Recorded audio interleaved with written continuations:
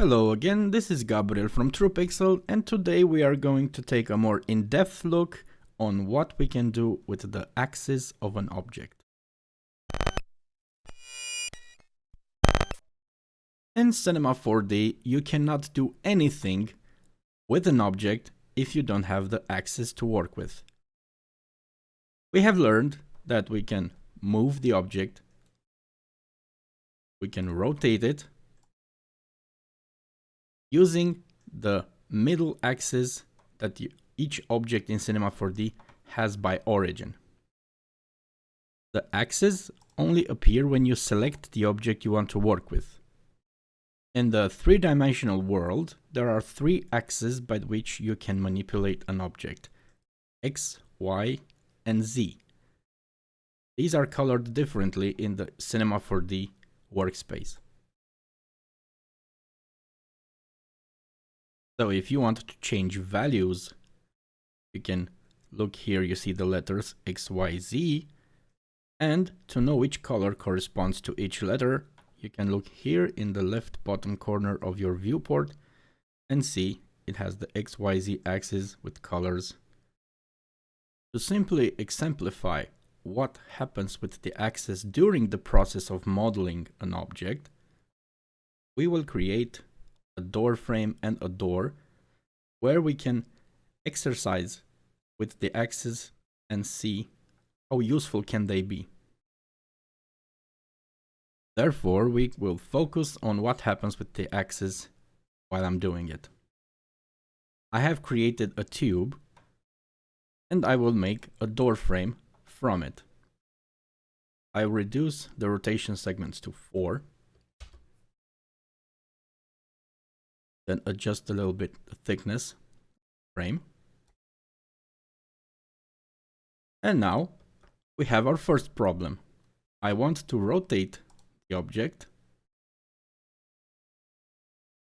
but I cannot be very precise with it because the axis is originally 45% shifted from the position of our object.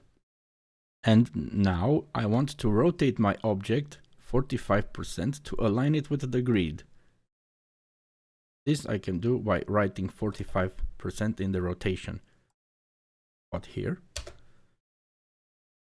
And what do we see now? We see that the axes are 45% shifted.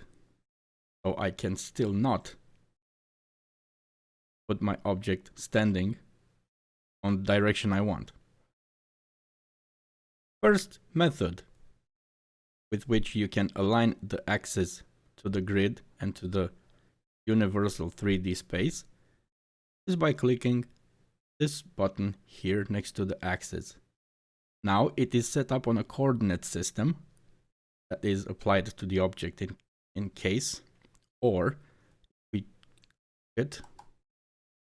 see now it has a world coordinate system and the axis self-aligned to the grid and to the origin point. And now we can easily rotate the object another 90 degrees, 45, and another 90. Now our object is perfectly aligned on the grid and standing.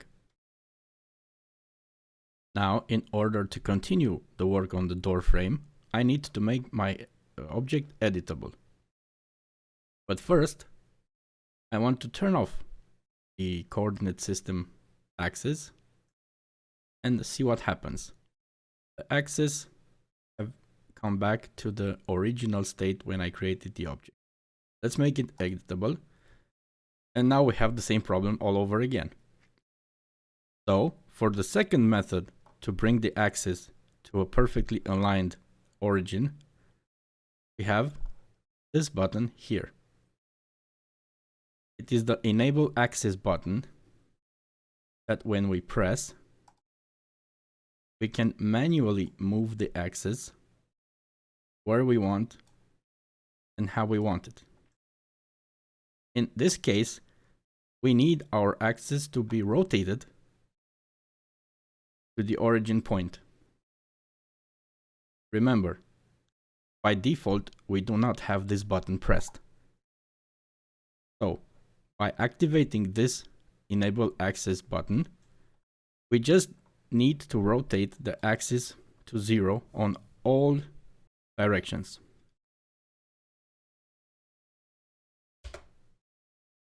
And now the axis is back to the origin. Then, when we are finished with the axis, we disable this button. And now we can manipulate the object again.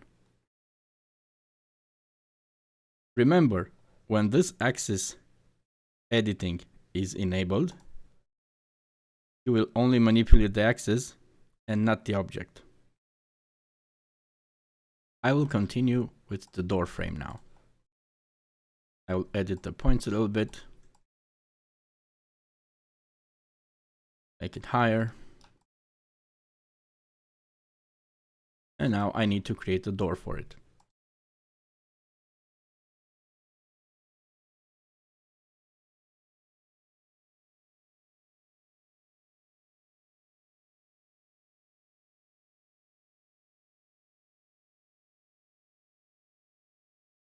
So there. We have a door and a door frame.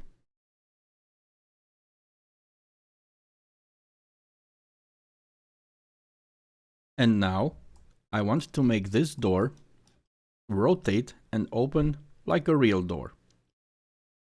If I rotate it now, it will just spin according to the origin axis that it has. In this case, we need to move the axis to a point where we can create a hinge for the door. To do that, we first make the object editable. Then we click on the Enable Axis Editing. We go to a top view.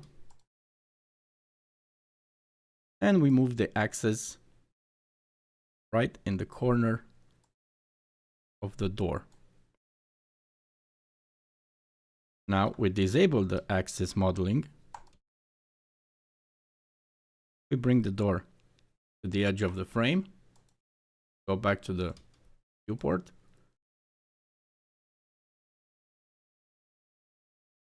And now, if we rotate the door, it will rotate according to the corner where we brought the axis.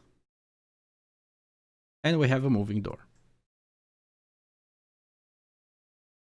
And another thing that we can do with the axis of an object is to bring it back to the point of origin where it was when we created it.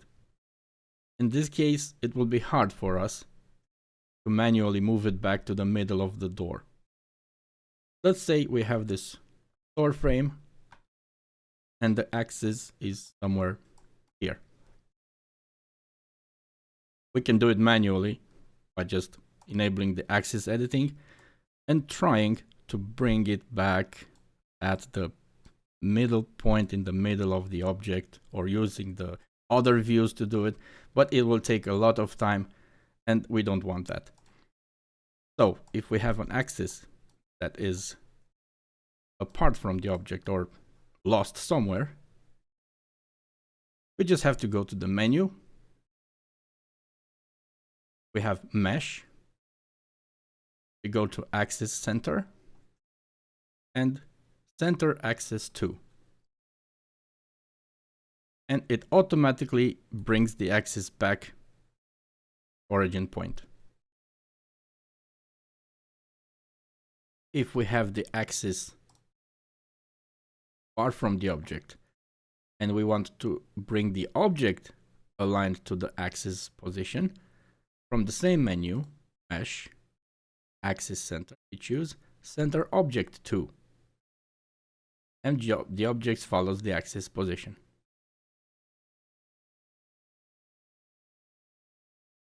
In case we have a group of objects, like I did here, we notice that each group has an axis of its own. We can still edit and rotate individual objects inside a group without affecting the other object's axis. And if we create a group from groups,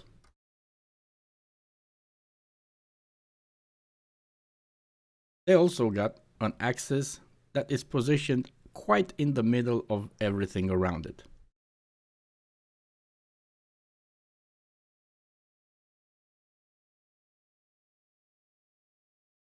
But if we have a group where each object has the axis moved at a certain point, this one has it here and Zor has it here, by both selecting them and centering the axis center to them, they will each have their axis brought back to the origin point. Here we are. I hope you enjoyed today's video and found it useful. Please make sure you subscribe and activate the notification button to wait for the next content and see what's up.